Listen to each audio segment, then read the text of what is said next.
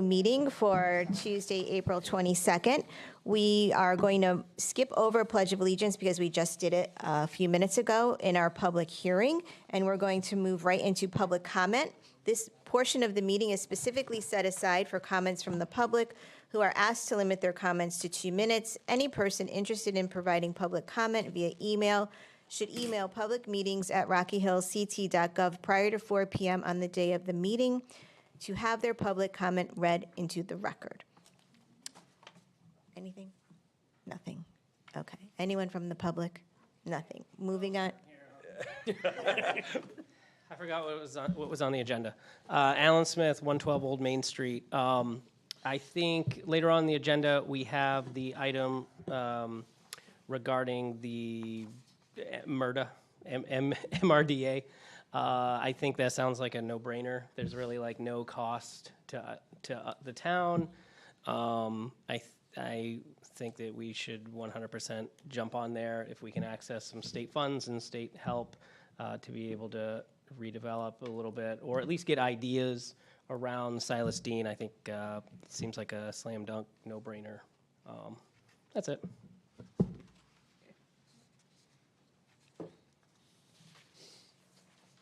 Okay, moving on to appointments and resignations. Not that we have either. Okay. Moving on to approval of the minutes. Motion to approve? Second? All in favor? Aye. Subcommittee reports, starting with finance. The Finance Committee met on April 10th. A couple of items to bring out tonight. First, we made a motion to move some items to the suspense list from the 2021 grand list. There were 478 items totaling $152,000 that had not been collected from 2021. So we move it to the suspense list.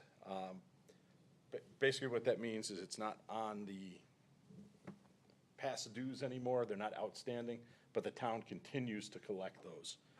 Of those, 417 were motor vehicles and 61 are personal property. The second item is the revenue being returned from the Board of Education, $1.6 million, which is an agenda item this evening, with the request to move it to the non-reoccurring account. So we'll discuss that under new business. Under special revenue, a couple of items to point out. And just let me get to the special revenue page. Special revenue, the CDBC Small Cities Grant, we'll have an upcoming public hearing. The other two towns, Weathersfield and Newington, have agreed to allow Rocky Hill to utilize those funds, subject to the public hearing and approval by the council.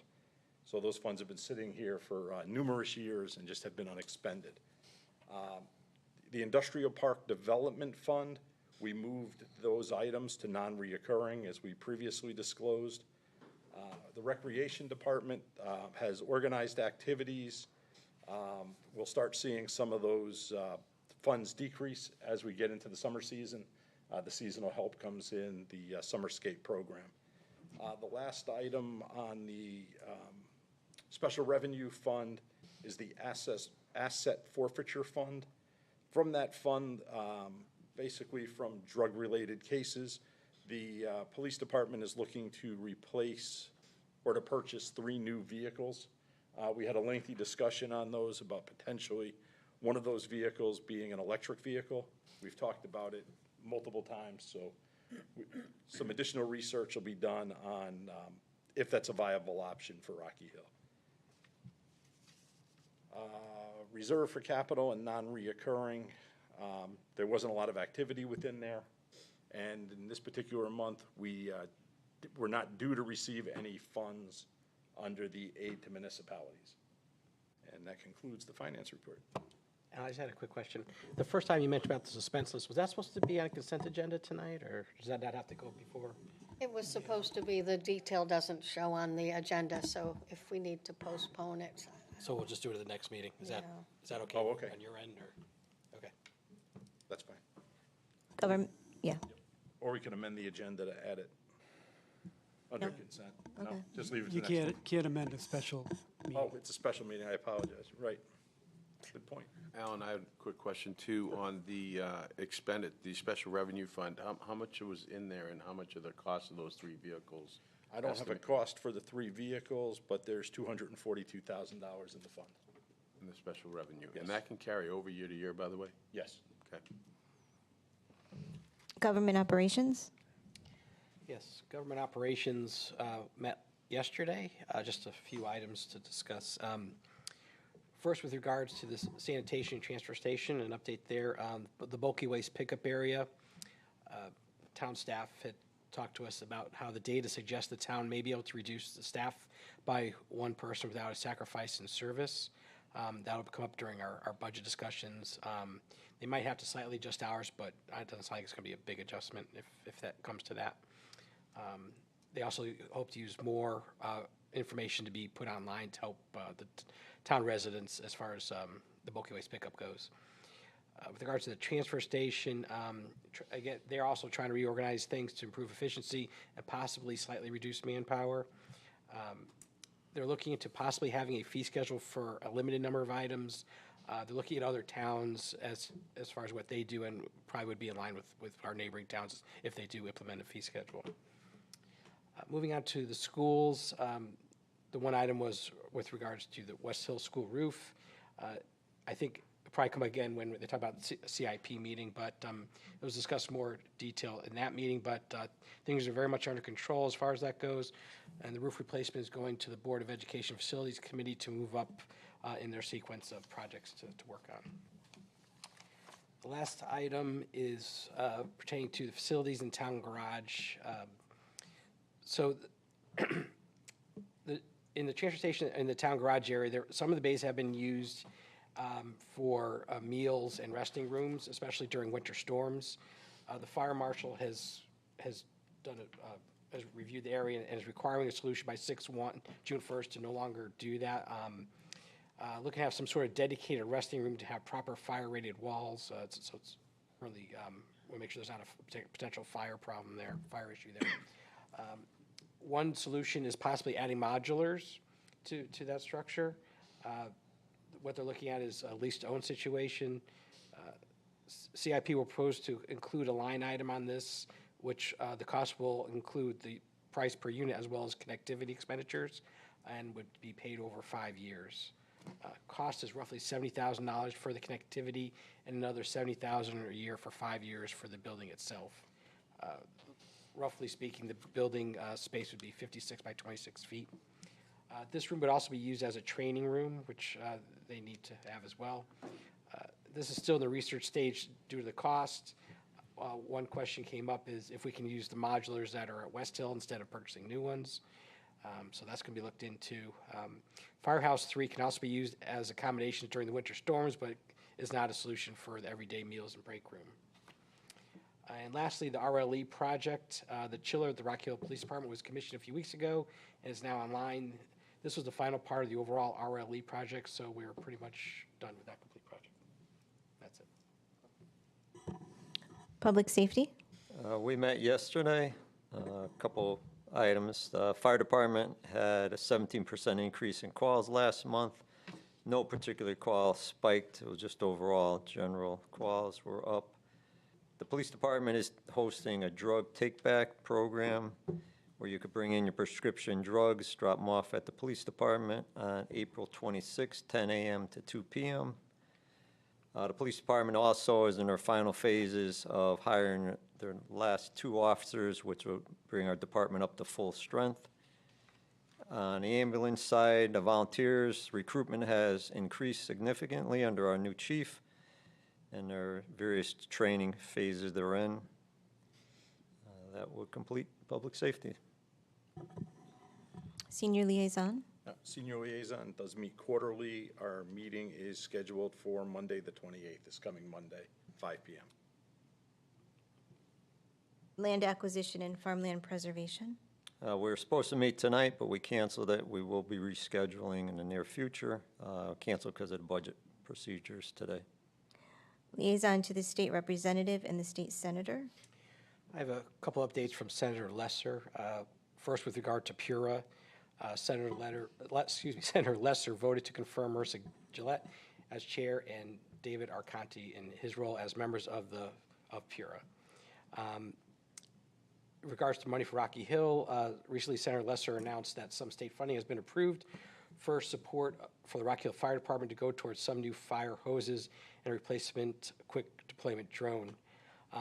Just one side comment on my own is that with regards to state funding, I'd be remiss not to mention that the Rocky Hill Fire Department, according to what we're hearing, will no longer receive money from the state for responding to calls on Interstate 91. The town has averaged roughly $100,000 a year since the 22-23 fiscal year for such calls. So we're going to still be in the hole as far as money for the fire department goes from the state. Connecticut residents can now request information about health insurance options while filing taxes. Connecticut residents can now request information about free or low-cost health coverage options while filing their state income tax form. By simply checking a box on their return, individuals will receive details on available health plans and financial assistance through Access Health CT, the state's official health insurance marketplace.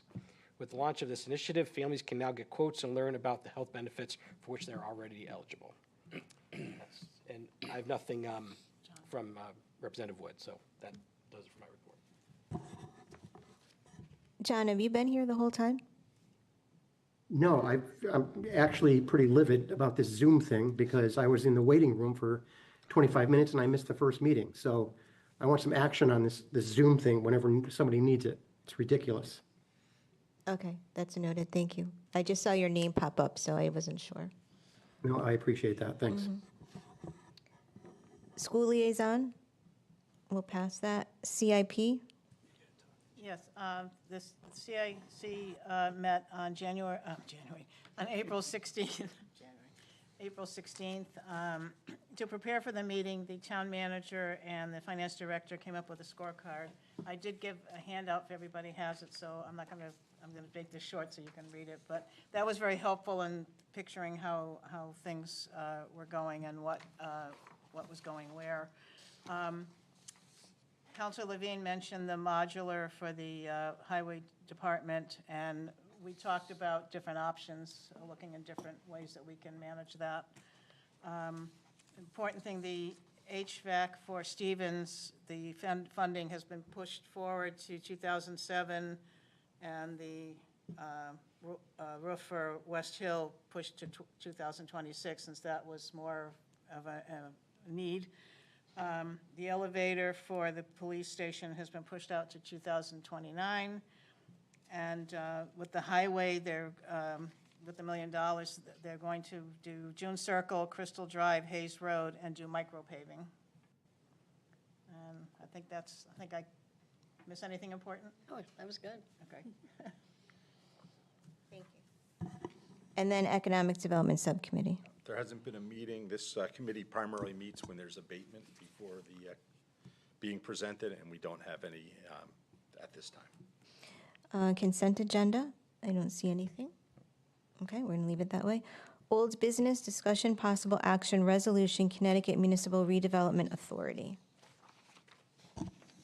So in our packets this time, we have a resolution. You have the resolution. As you can see, it's a boilerplate straight from the state of Connecticut.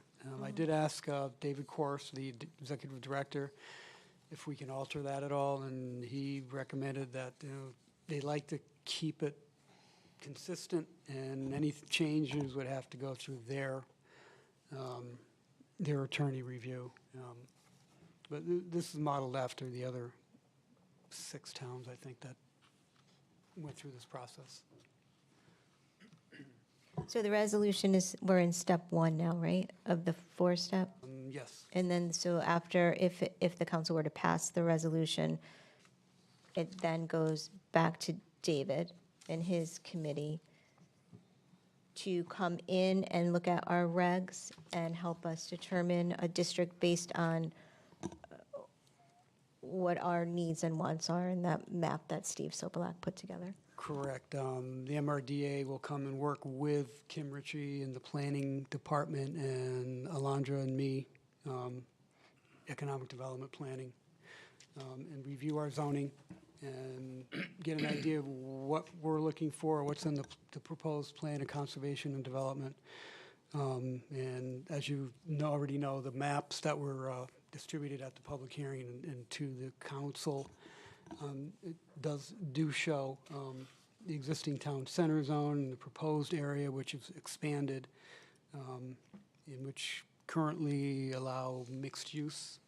And again, it's important to note and to really drive home that if the town does not want to do something, we don't have to. If the town doesn't like what is being proposed by a developer or an entity in town, and say they want to propose something on Silas Deane Highway, doesn't meet the zoning, if the Planning and Zoning Commission doesn't like it, if it's not in conformance with the plan of conservation and development, or even the newly adopted regulations, if we do adopt regulations, then it doesn't happen.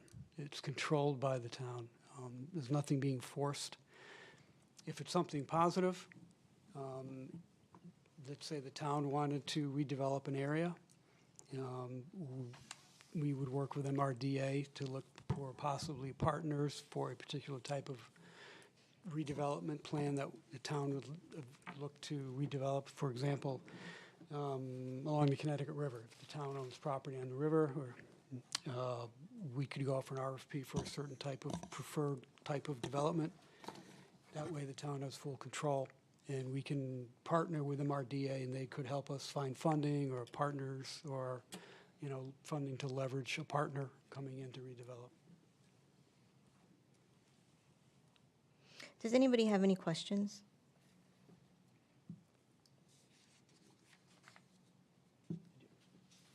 Okay. So, ready to vote on the resolution? I'll make a motion to approve the resolution to join the Connecticut Municipal Redevelopment Authority as a member municipality as presented in the council packet. I'll second. Any discussion? All in favor? Aye. Aye, aye. Okay, gotcha. Thank you. Moving on to new business, discussion, possible action, transfer of funds, Internal Service Fund, Board of Education. You want me to You start? can head it up and I'll jump So in. this was the item that came before Finance. Basically, there was a change in the insurance program on the Board of Education side, where they were a or partially self-funded program, of which over multiple years, they put money aside as a reserve. In the current year, they have, or the prior year, and again this year, they have moved to the state insurance program. So we no longer need the reserve for the self-funding. So that money of $1.6 million is being returned to the council. The memo from the Board of Education was asking us to put it into the non-reoccurring account, which is before us tonight to discuss and potentially approve.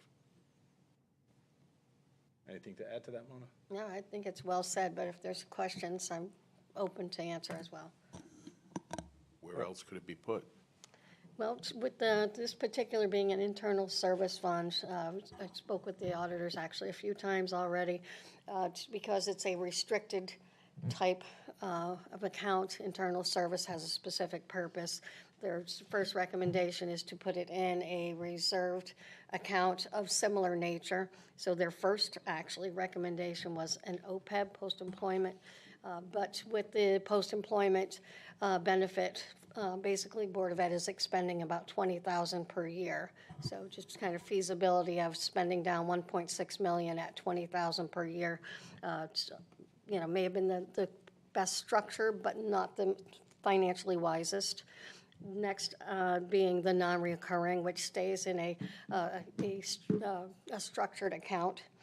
Of course, you have the ability to put that toward the general operating. Again, that's their not even advised, but it's an option that the town could do. But with our discussion, not a wise financial move. Again, we've got the new ordinance that tells us for fund balance that we should go up to 10% per ordinance to build the fund balance. I think we saw tonight we're at about 7. I haven't closed out the year, so it could go down a bit. But what would happen is that would go to fund balance and sit until we had reached the in excess of 10%. So in order for us to take advantage of the use of the funds in the most opportune time, this would be non-reoccurring, and specifically since they've got a large project to fund, it will be able to help us in that. Is this plan that they're currently in for healthcare, is this something that's going to sustain, or should we worry about switching again, and we could use this money then? No, it wouldn't be able to be used to fund in the future. What has to happen with this, because the health insurance plan doesn't exist, the fund has to close. So they can't use it as a let's wait and see. And they've joined the state health insurance plan with the town, so we've gone into it together. They seem to be pleased with it, actually. Okay, thank you. Well, in essence, if we put it into this other fund, we are saving it potentially, because we could go back into that fund and fund if we switched health insurance anyways back to the prior setup. You got to close your account, but it sits somewhere, and that's what we're proposing here.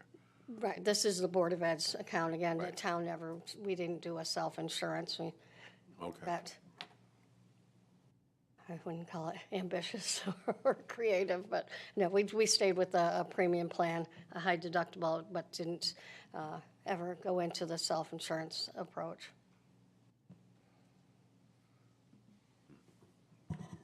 So the purpose, Mona, is to keep it for their roof project for West Hill, correct? Correct. If That's it their goes, intent. yes. If it goes to non-reoccurring, that's the first project that they're moving to the 2026. So yes, it would be the first item it would address would be the roof. Okay, thanks. Are we voting two ways here, or are we doing one motion to use it for the roof? Right now, I thought we're just getting the money. Right, this motion puts it into non-reoccurring, Okay. and then we'll do our capital improvement budget in the next week or so and address what we do with the non-recurring, the capital improvement budget. But definitely this resolution says it's for school improvements, not necessarily the roof is the only thing not identified. Can we identify that later on? The particular project, yes, Okay. yes. Thank you. That's good.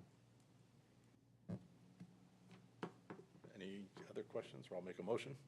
So I'll make a motion to accept the $1.6 million from the Board of Education from their health insurance internal service fund to be put into the capital non-reoccurring fund.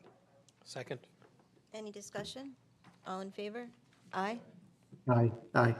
Got you. Okay, moving on to the mayor's report. I hope everyone had a happy holiday weekend. Last week was the, wait a minute. This past weekend, we celebrated the opening day of the Rocky Hill Ferry. So that's always an exciting time.